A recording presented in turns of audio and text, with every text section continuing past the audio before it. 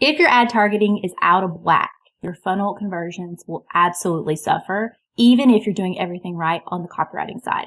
Hi, I'm Paige. I'm a conversion copywriter, and right now I'm optimizing a lead gen funnel for a client who sells a high-ticket investment product. Now, the funnel I wrote for this client is outperforming the original funnel, but it's not quite yet seeing the results that we expected to see. And there's still some metrics we're looking at improving. So here's how this funnel works. It starts with an ad that leads to a webinar style training, which leads to the opportunity to book a call to speak to my client. There's also a series of follow-up emails for people who watch the webinar, but then don't book a call. So we actually have 2 conversion events for this funnel. The first one is on the front end when someone signs up for the webinar, and the second one is on the back end when they schedule their free call. It's converting extremely well on the front end, but not as good on the back end. So I've been digging into the data to see where we could continue to optimize. So the primary hypothesis that I have at the moment is that because this is a high ticket investment product, that we're likely attracting people into the funnel who are interested, and we know this because they're actually signing up for the webinar and they're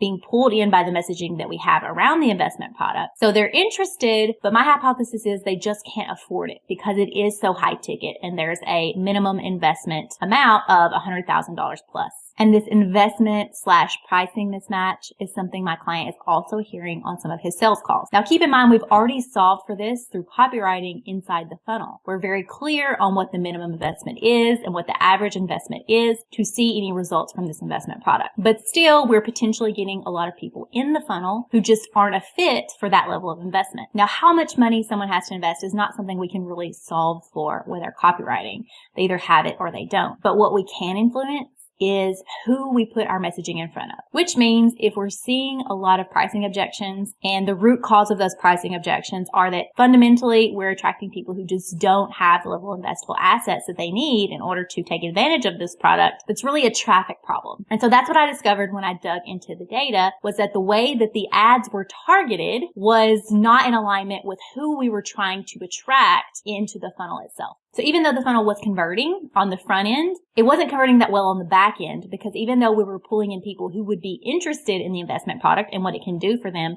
they just weren't the right fit because they didn't have the right level of investment. So modifying the ads to put our messaging in front of a more relevant pool of people is likely to improve the results for this funnel, even though we don't change anything on the copywriting side. Which goes to show, even if you have great messaging, if you put it in front of the wrong people, your funnel's not going to perform that well. The quality, and better said, the fit of the traffic that you're sending into your funnel matters a lot.